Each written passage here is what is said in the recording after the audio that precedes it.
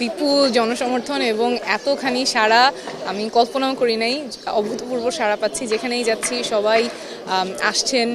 কেউ জানালা থেকে শুভকামনা জানাচ্ছেন, তারপরে বাসা থেকে চলে আসছেন, রিক্সা থামিয়ে হোন্ডা থামিয়ে এসে শুভকামনা জানিয়ে যাচ্ছেন, বলে যাচ্ছেন নিজে থেকে যে আপনি তো দায়িত্ব দিয়েছিলেন 5 জনের, আমি 5 জনকে কনভিন্স করে ফেলেছি। কেউ কেউ বলছেন আমি 7 জন 9 জনকে, আমাদের যে নতুন রাজনীতির প্রমিস আমরা বলছি তার পক্ষে ওনারা কাজ করছেন।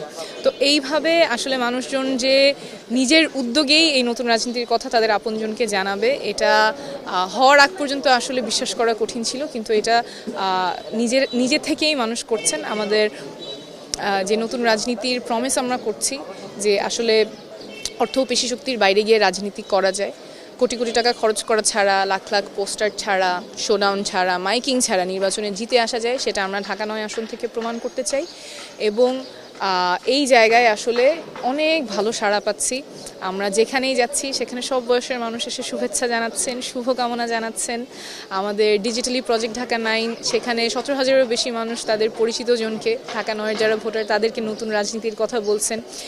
5 জন 7 জন 10 জন করে তারা কনভিন্স করার চেষ্টা করছেন।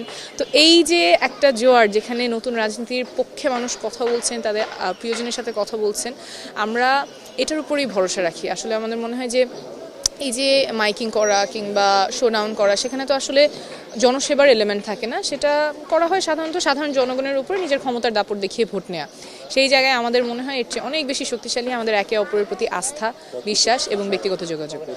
অনেক অনেক আশাবাদী, অনেক আশাবাদী।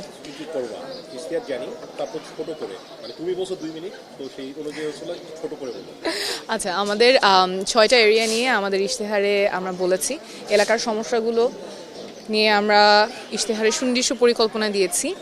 শিক্ষা, স্বাস্থ্য, জীবিকা, নিরাপত্তা, এমপির জবাবদিহিতা এবং আমাদের যে এলাকায় সেবাগুলো পাওয়ার কথা, বছর পর বছর ধরে যে সেবাগুলো অবহেলিত আছে, কারণ ট্যাক্সের টাকা কেউ 1 পয়সা কম নেয় না, বিল মাস শেষে দিতে হয়, কিন্তু চুলা জ্বালালে গ্যাস নাই, রাত 2টা পর্যন্ত জেগে থাকতে হয়।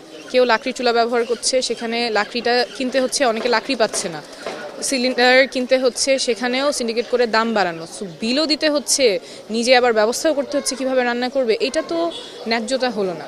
সংসদে গিয়ে প্রথম কাজ খসড়া আইন প্রস্তাব করা, যে তিতাস যদি গ্যাস না দিতে পারে তাহলে বিল নিতে পারবে না, যাতে ন্যায্যতাটা নিশ্চিত হয়। এবং এই সমস্যাগুলো ঢাকার অন্যান্য অনেক অঞ্চলে কিন্তু চিন্তাও করতে হয় না যে আমি রান্না করার জন্য 3টা পর্যন্ত আমার জেগে থাকতে হবে।